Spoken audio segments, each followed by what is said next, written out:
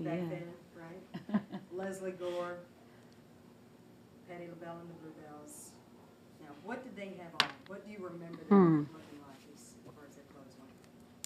I remember all of the girls at the time looking the same. We all had the same, I think we all went to the same underwear store for the same hoops and crinolines, the slips with the T-strap dresses with the little low cut. They had one because it was Leslie. She was one person singing, and some of the other girls were one, but we were four: Sarah Nona, myself, and Cindy and myself, if you want to be correct, and all that stuff. So we would have on four of the same dresses, but in different colors, with the starched slips, with the tiaras on the hair, with the ankle bracelets, with the gloves, and with the pumps. So, pumps were like this, actually, just a plain pump, and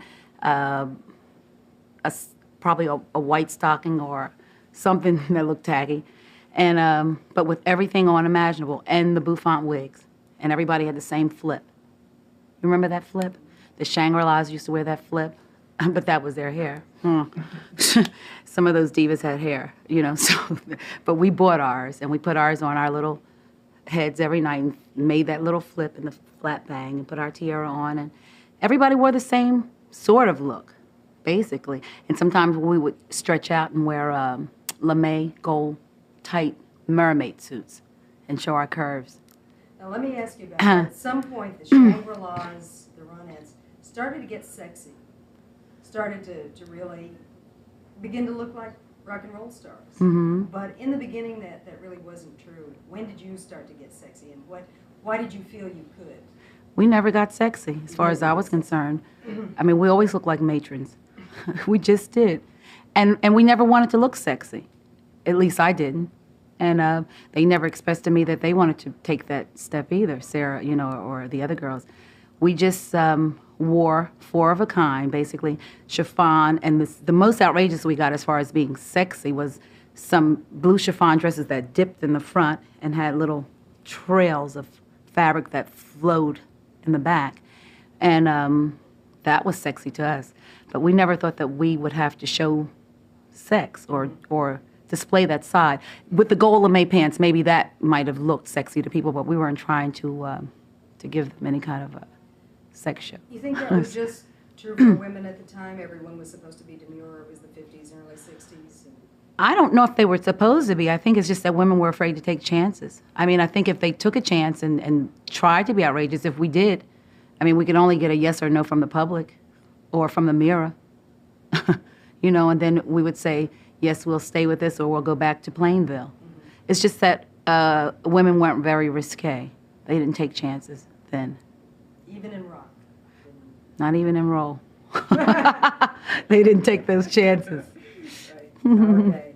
Now, at some point, the Motown stars showed up, early 60s, 62, 63.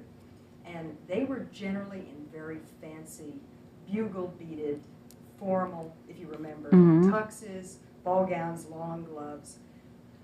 From what you know, was that was the philosophy of the company. Why was that true? Why weren't they funky? Why? See, I never knew that if that was the philosophy of Motown Do you remember or whatever. them looking like the Supremes? I remember the Supremes and us looking very much alike. I remember us having to fight over who wanted to go on. Well, I know I wanted to go on first all the time. Because if we got a chance to go on first, it means that our drag would be seen first, and then they would come out as copiers.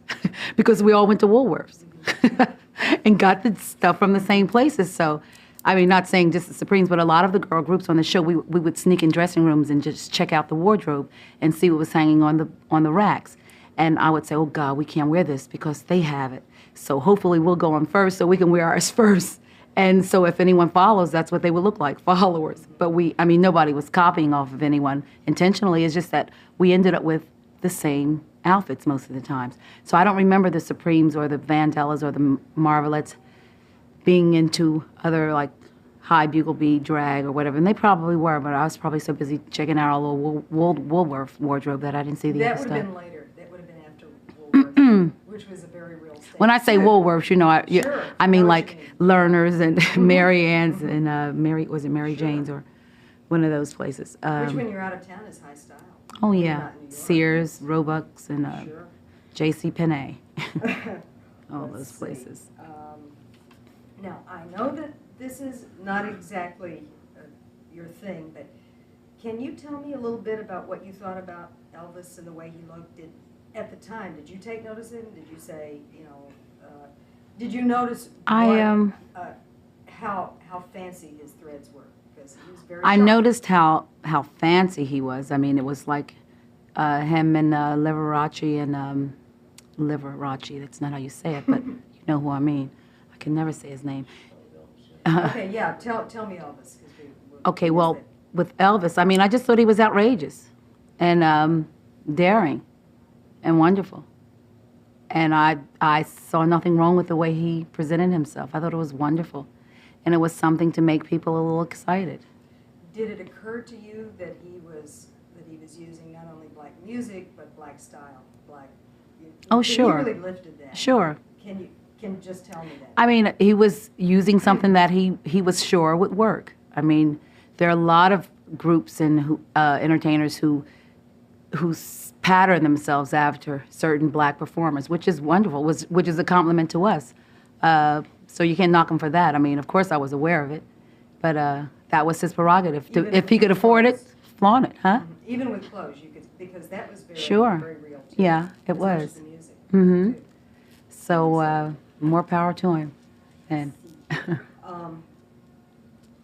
It seemed to me sometimes, I said this to you earlier, that you have stunning breakthroughs with your career which correspond to a new look, or the new look goes with those breakthroughs.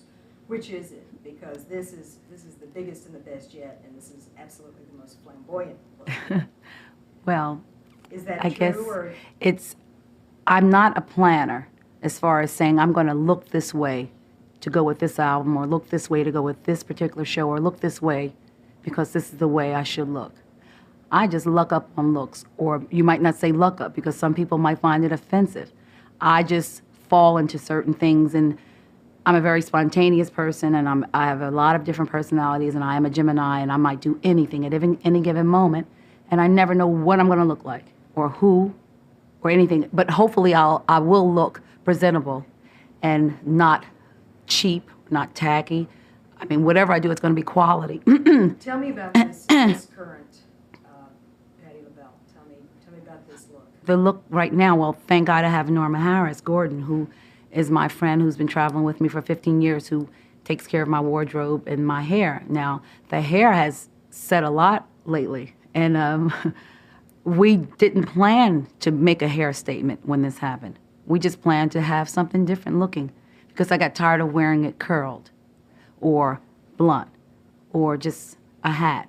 So one night after our show, intermission, I said to Norma, can you do something really fast in 20 minutes? And that's when the fans, the Art Deco, other hair was created in 20 minutes. So she just came up with that, and she's a brilliant person as far as hair and many other things too. So she came up with the idea of the hair. And then when we opened at the Minskoff Theater in New York, I said, we have to go someplace else, so let's do like a Nefertiti. And not because it was Black History Month or anything like that, but I mean, it was Black History Month, and I love Nefertiti, I love that look. And I said, can you just do it all up so that it looks like a bucket? So it's like the bucket, and she created this, just like from my saying, I want this look. And then one night we took the front away, because you do know this is not all my hair. But anyway, I like to say that, because people will lie about things that are on them that really don't belong to them. I don't do that. I bought it, and some of it is mine in the middle. So then one night we pulled the front out and made it a horn of plenty. It looks like fruit is coming out. And one night we did this is sort of like a picket fence. And some nights you can do it all the way around, and just things so you won't get bored. But not anything to say Patti LaBelle's gimmick. It's not a gimmick. It's just that I get bored easily.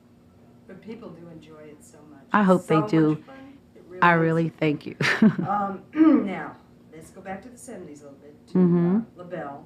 And that was a giant leap for women as far as costumes went. Yes. There was nothing like it. And I don't really know what your reference points were. You know, I know that disco was happening, that spandex was the fabric. Well, or the yeah. fiber. Tell me about that. That was a period that we had to try to make a statement, and we had to use a gimmick, and I hate gimmicks. But being three black women with things to say that we had to say at the time, had we looked basic, it might have been hard for us to get an audience to listen to what we had to say. So we had to make this statement with this outrageous clothes, and we had at the time, and I still do. He makes things for me still, Larry Legaspi, with wonderful ideas about futuristic costumes, and he would just speak to us individually to find out what we saw ourselves in, and he made the costumes from that. And then we did that to draw attention, and thank God it did, because they said, let's go see these three crazy ladies. And when they got there, they could actually close their eyes, because once they got there, they saw that we were really trying to say something and not for you to see something. But since you were there, I mean, we had to get you there, right? So that was the reason for that. Just describe them for me a little bit.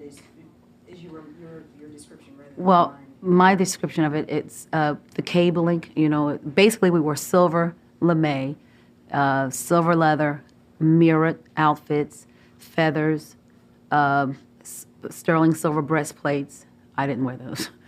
Sarah did. I mean, we all wore something that sort of suited our personality, but I must say that I did have a great sense of humor, because I looked stupid in some of that stuff. I mean, let's face it. I did, and Sarah and Nona look wonderful in theirs all the time, but my body is not like theirs. But I said I'll go along with it. Some of the things I thought I looked pretty cute in, but some of it was really strange. Yeah. But that was that, you know, and then... Before that period, had you dressed alike? Was that the first time that the three of you came out as something that was you? Before that period, no, we didn't always dress alike. That's something I hated anyway. I mean, everyone, you know, is an individual. What was that? What was it about early rock that made everybody put on the same little jacket and skirt?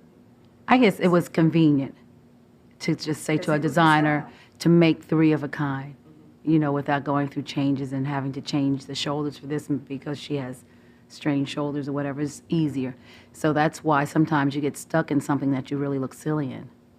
It's true that your personalities really came out then, though. That was when you began to understand who everybody was separately. Mm-hmm. It's true. Okay, you talked about Larry Legaspi. Obviously, hair is a real fashion accessory for you. It's a real thing. Yeah. Have you, I'm sure you have noticed that hair is, it really is everything with rock, you know. That It surely is. Attention, you know, he was the guy with the sideburns. He was, you know, you use it physically when Yes. you're working too. Can you say a little about that, just the mystique of hair as far as rock is concerned? Well, I'm just happy that I'm able to buy as much hair as I need to look any way I want. I swear to God. I mean, I can just say thank God for the hair makers, because mine doesn't grow that fast. But I want you to know, too, that I'm not bald. My hair comes to about here, but I couldn't do all the other things unless there were stores selling it. And hair it's a wonderful thing. You can do so many things with it, as you said. I mean, and if the hair is right, sometimes you don't have to have a costume on. Although you better have something on.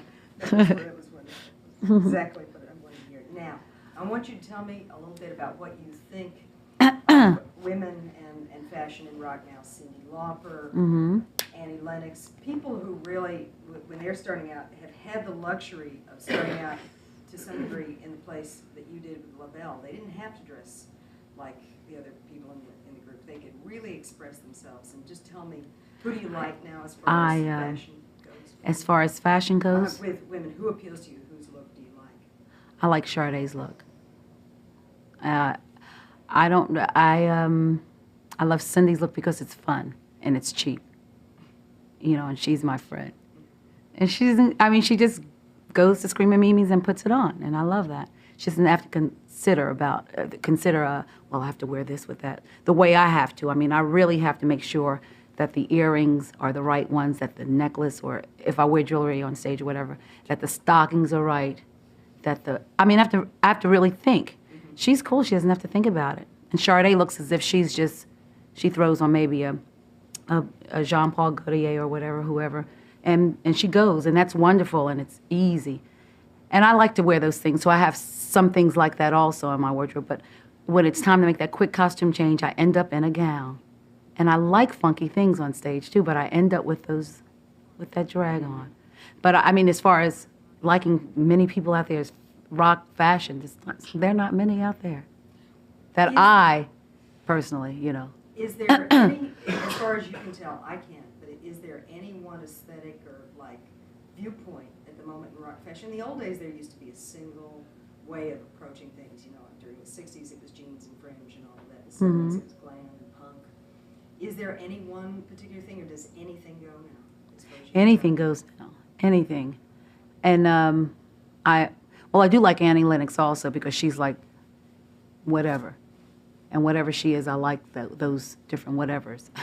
But you can tell that people aren't really concerned about the outfits that much anymore. At least I don't think so. I think the public, they want to see something. They do want to see something. But if you give them a show, and if you really show them that your heart is in it, I don't think they'll read you tomorrow for filth if your drag was wrong. I mean, I don't really know. But I don't think they would. One more thing. Mm-hmm.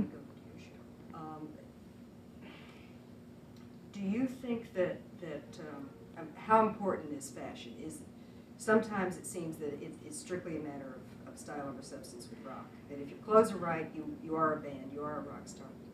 How important are clothes? Yeah, I mean, it depends on the individual, and it depends on what you're trying to portray. With me, like I said, I think about clothes all the time. I mean, I have a boutique in Philadelphia. That's why, because I love clothes and I love to look as decent as I can. And I want my band members and my sweeties, the ladies who sing with me, I want them to look as cool as possible. So today I'm talking about more clothes for them on stage because I want us to present a certain image. Like I said, I'm not sure if the audience would really, if it would matter to them or not. But in my mind, it matters to me what I present to them. And I think if they pay $40 a ticket to see me, I don't want to come out there looking like I just rolled from under a couch or something like that. Does it occur to you that people like you sort of paved the way for someone like Annie Lennox to come out in a tuxedo? That by dressing, by wearing those dresses from Learners and going through all those stages that you have, that it sort of made a place for all of the exotics of rock? I never thought of it. I don't know. You think that's true? I don't know. I never thought of it. You do? Yeah. Sure. Well, I hope so because she sure is wonderful and she shouldn't have to think about clothes the way I did and the way I do. Right. I hope so. But it's a wonderful place that we are in this industry. I mean, like I said, anybody can wear anything they want. But I'm going to always try to wear something that you can say that was a nice dress. And if you like to say, you could even say that was a tacky one because that's your prerogative. But I'll try my best to please you. One other thing, you're all girl. There's no question. You're really a girl. I think so. What about drag dressing? What about women who come out and drag? Just this and rock men's pretty suits? Much, yeah. Oh, I wear them. I have a men's tuxedo. I mean, I love them. See, I actually wear the other stuff too. I mean, I wear the tails with the loafers. I mean, I love that look, and I that's what I wore to the Emmys. You like to jump around. Yeah, I mean, I'm not going to always be in a gown, and I love, like I said, I have the other stuff in the closet that for some reason, when I'm ready to make that quick change, I can't get my mind ready to put that on right then. I end up with a gown and go back out, but with legs showing or something to show that I do have something under here and stuff like that. But I love men's clothes. I love the unconstructed jackets, with the baggies, and I wear a lot of those things. I like that side. All right. Anybody? That Folks? was great. That was great. Okay. Yeah, it was wonderful. Okay. We got all sorts of things. Well, good. From you. Yeah. Good. Wonderful. Thank you. Gorgeous, too. We bought ours, and we put ours on our little heads every night and made that little flip and the flat bang and put our tiara on. And everybody wore the same sort of look, basically. And sometimes we would stretch out and wear lame, gold, tight mermaid suits and show our curves. Now, let me ask you about that. At some point, the Shangri-Las, the Ronettes, started to get sexy, started to really begin to look like rock and roll stars. Mm-hmm. But in the beginning, that really wasn't true. When did you start to get sexy, and why did you feel you could? We never got sexy, as far as I was concerned. I mean, we always looked like matrons. We just did. And we never wanted to look sexy. At least I didn't. And they never expressed to me that. Okay. I want you to just think back with me. Think of Brenda Lee. Remember Annette Funicello back Yeah. then, right? Leslie Gore, Patti LaBelle and the Bluebells. Now, what did they have on? What do you remember them looking like as far as their clothes went? I remember all of the girls at the time looking the same. We all had the same, I think we all went to the same underwear store for the same hoops and crinolines, the slips with the T-strap dresses with the little low cut. They had one because it was Leslie. She was one person sing. Tried to be outrageous. If we did, I mean, we could only get a yes or no from the public or from the mirror. You know, and then we would say, yes, we'll stay with this or we'll go back to Plainville. It's just that women weren't very risque. They didn't take chances then. Even in rock. Not even in roll. They didn't take those chances. Right. Okay. Now, at some point, the Motown stars showed up, early 60s, 62, 63.